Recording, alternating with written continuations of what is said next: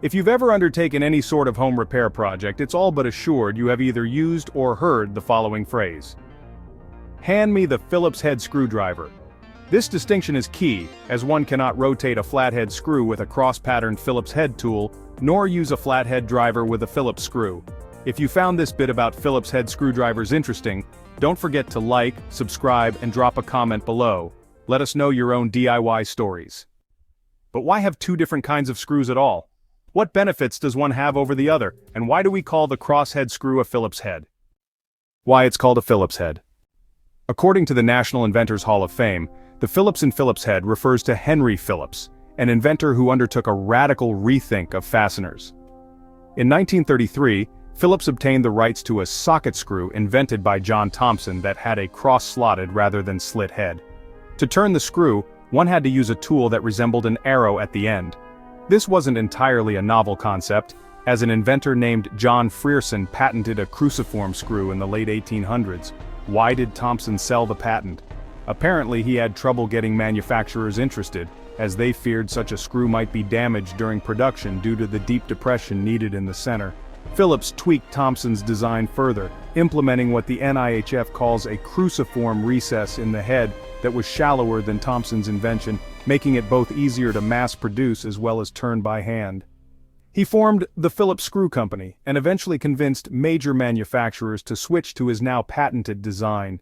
This was a boon for Phillips, who licensed his patent throughout the world, but it wound up being a mixed blessing. Following World War II, tensions with some foreign powers meant he was unable to collect royalties. Even the US government was at odds with him, accusing his company of engaging in anti-competitive practices.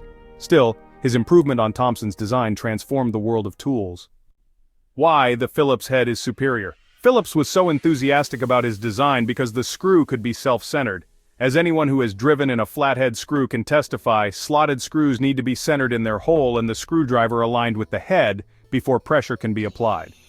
With a Phillips head, the crosshead doesn't allow for slippage, and the screw is automatically centered. This was more than just user convenience. Phillips, correctly, anticipated a rise in automated manufacturing, particularly with automobiles, in the coming decades.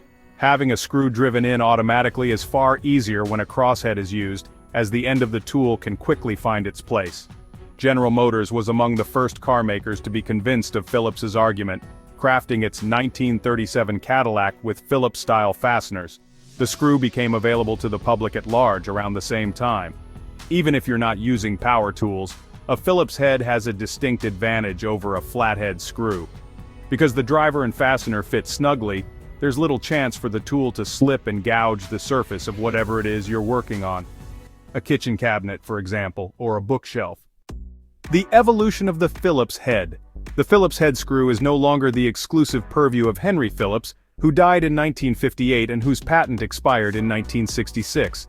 In fact, there are variations in the crosshead screw, including one known as the Japanese Industry Standard, or JIS. The JIS tends to grab onto the driving tool more securely, which may come in handy if you're working by hand. You can spot a JIS screw by the small pinhole off to the side of the crosshead. In Canada, you may be more likely to find a Robertson-style screw, which is also a crosshead, but in more of a square notch.